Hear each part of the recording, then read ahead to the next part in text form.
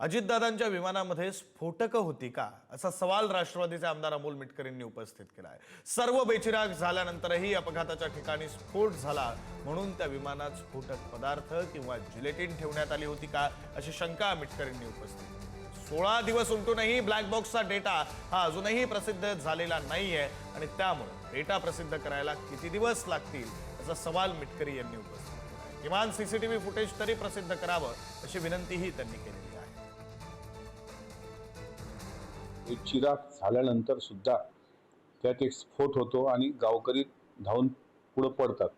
मग त्यामध्ये जिलेटिन ठेवल्या गेले होते का, त्यामध्ये स्फोटक काही द्रव्य ठेवल्या गेली होती का, आणि जर त्या स्फोटक असतील, कारण मला जेवढी माहिती मिळते विमान धावपट्टीला स्पर्श करण्यापूर्वीच स्फोट झाले होते।